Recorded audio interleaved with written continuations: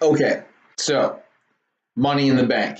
I just spent a bunch of time, probably a good 20 minutes, knowing me, in my SmackDown and Raw combined review video for this week, pretty much trashing on WWE television and what they've been presenting us and the product we've been getting since WrestleMania. I'm not a fan. I am a fan, and I'm not happy. So in that sense, I'm not a fan. That said, I don't necessarily have the worst things to say about the Money in the Bank card, which I'm going to go over, and I'm going to make maybe some predictions about, and I'm going to try and keep this video under 15 minutes long. So, Universal Championship match, Seth Rollins versus AJ Styles. How could it be bad? Unless one of these dudes blows out his knee going up the ring steps and has to do the match with somebody else's relay race, not relay race, three-legged race style. So the only way this match could really be bad, and going all out here, the only way this match can be bad is if on the way to the ring, Seth Rollins breaks his knee clean off, and it is taken care of to the point where he's stitched up good enough that he can still go, but he's got to be tied to Baron Corbin at the leg for the rest of the match, the whole match, because this was on the way up the ring steps. I forgot. Got to be tied to Baron Corbin, three-legged race style for the whole match, and it's going to be AJ Styles versus Seth Rollins and Baron Corbin's leg. That's the only way this match can be bad, and to be honest with you, now that I'm talking about it, I kind of hope that's what happens. As far as who is going to win,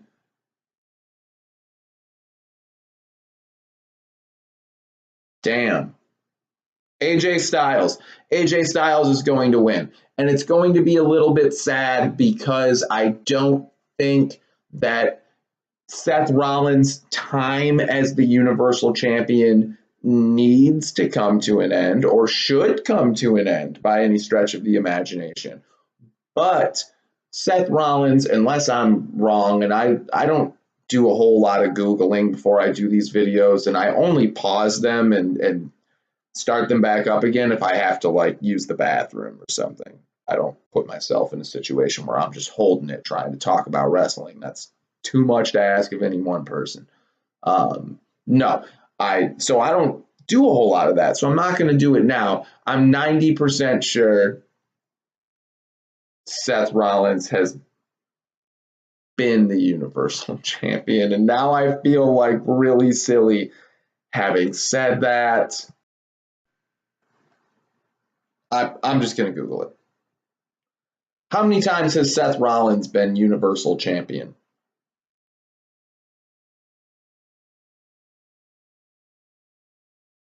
Yeah, one. Okay, so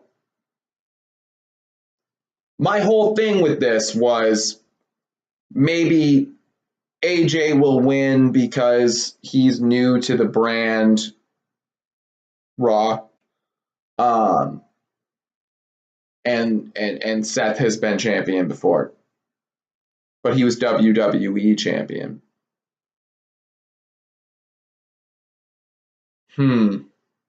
I still think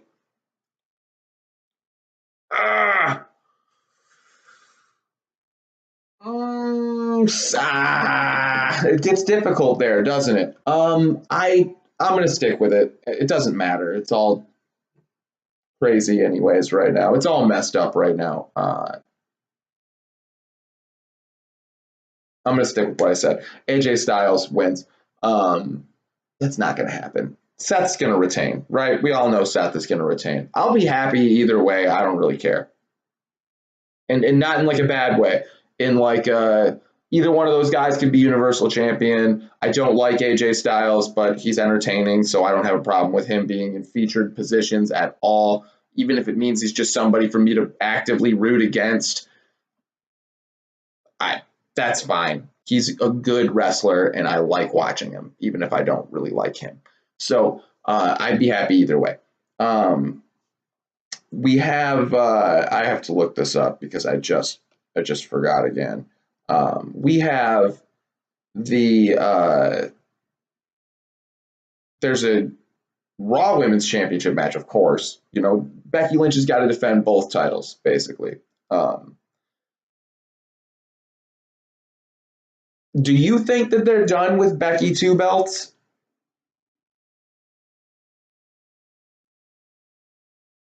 I don't.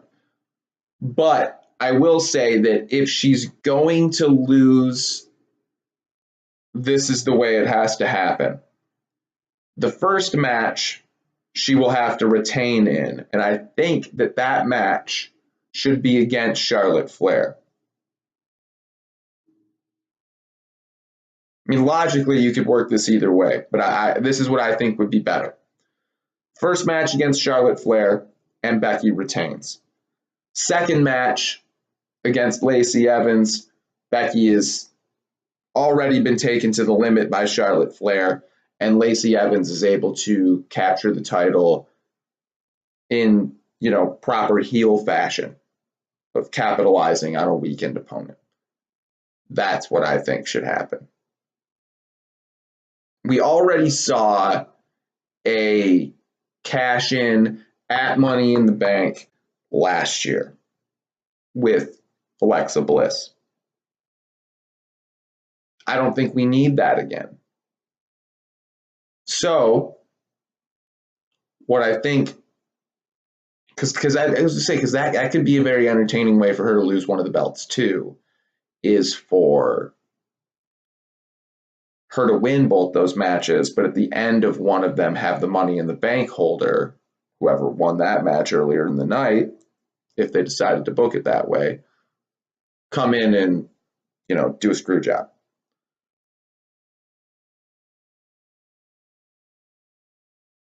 Wouldn't be bad. But I think the best way for Becky to lose, if she's going to lose, and I kind of think maybe she will, is for a first match victory against Charlotte Flair that takes her to the limit, and then a very, you know, scavenger type victory for Lacey Evans to cement her as not only a legitimate competitor, but a very good heel.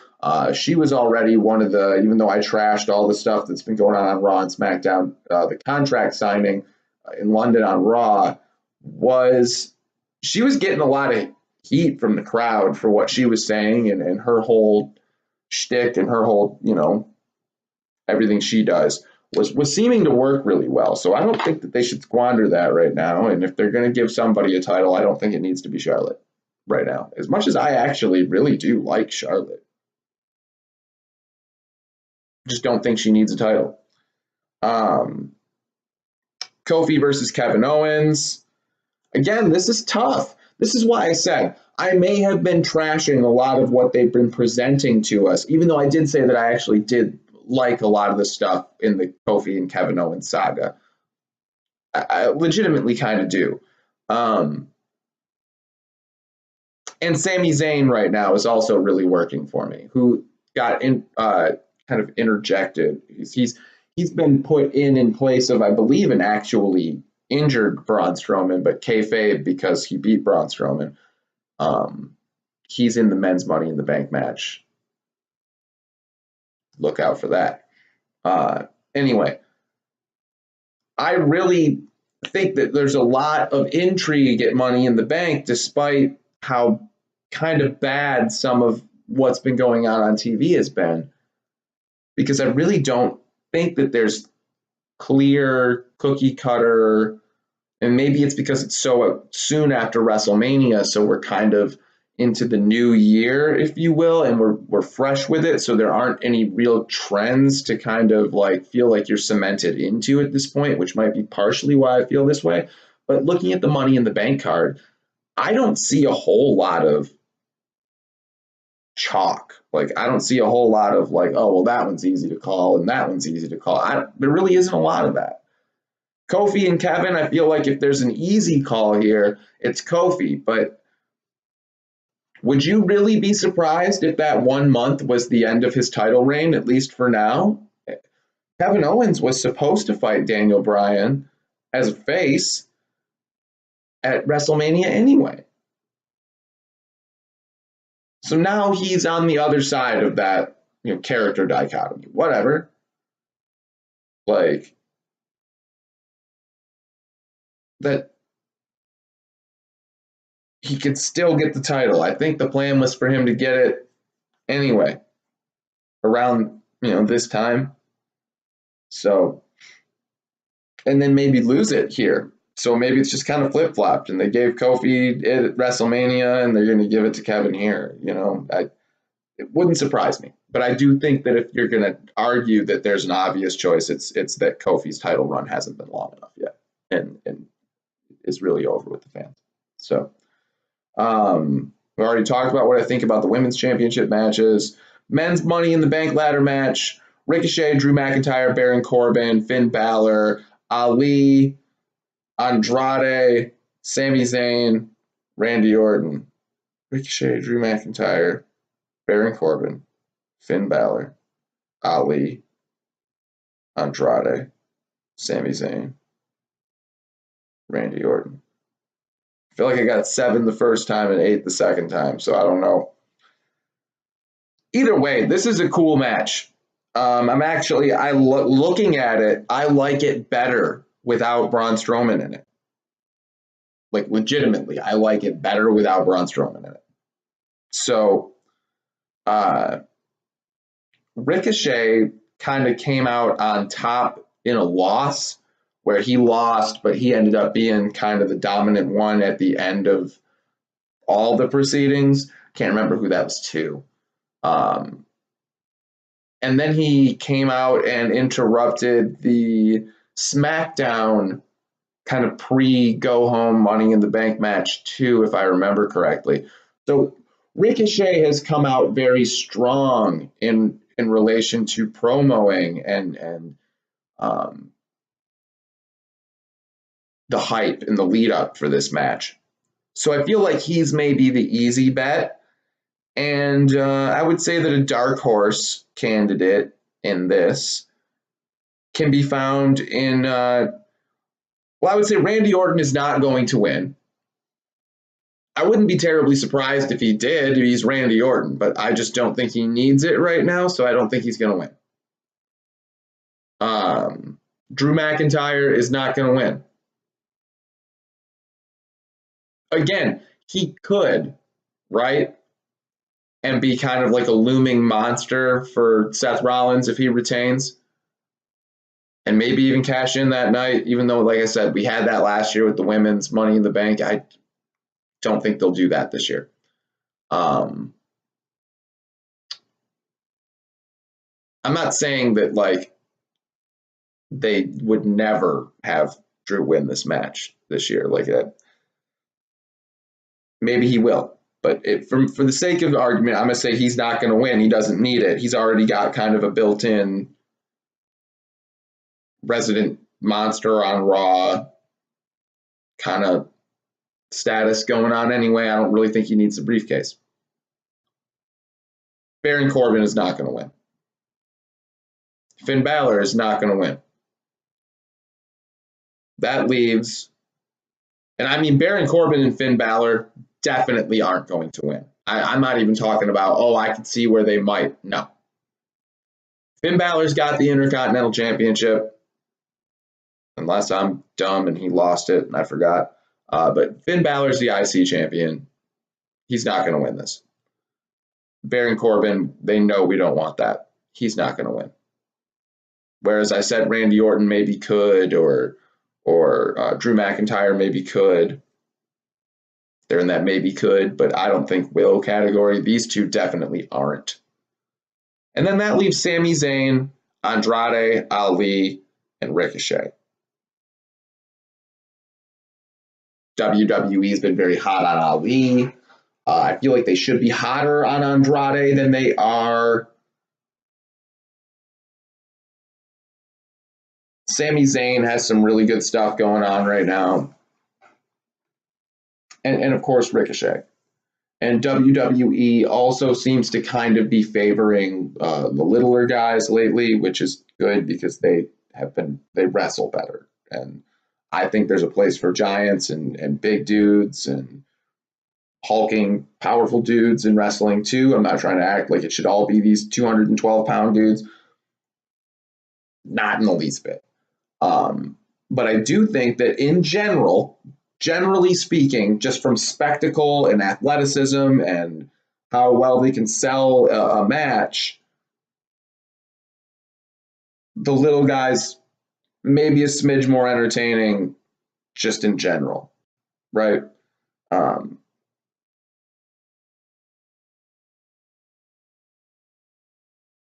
I think Ricochet wins. Drew McIntyre, dark horse. Sami Zayn kind of on the slash there. Drew McIntyre / Sami Zayn, dark horse. Excuse me. The women's Money in the Bank match: Alexa Bliss, Naomi, Natalya, Dana Brooke, Bayley, Mandy Rose, Ember Moon, Carmella.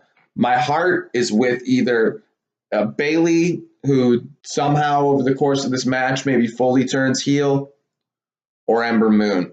My head is telling me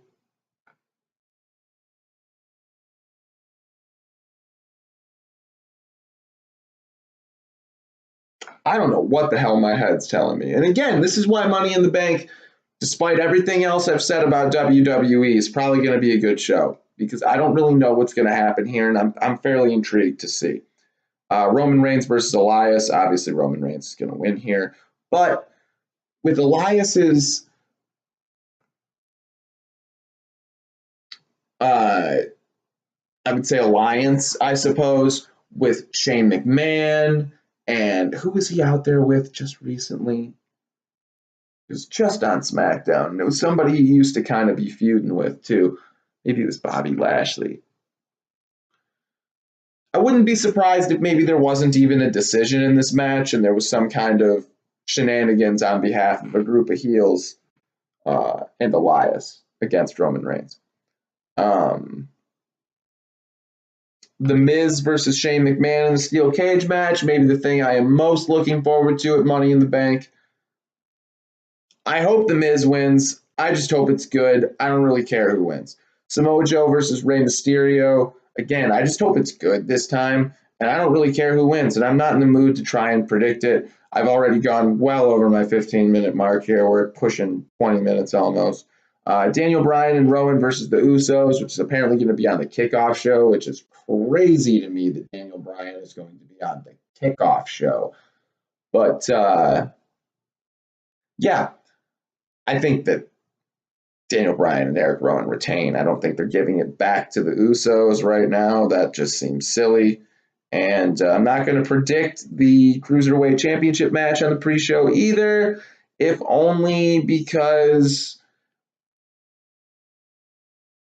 I don't really know and I don't really care. And I don't mean that I don't care about it. I actually really enjoy these matches most of the time. I just don't care who wins. And apparently,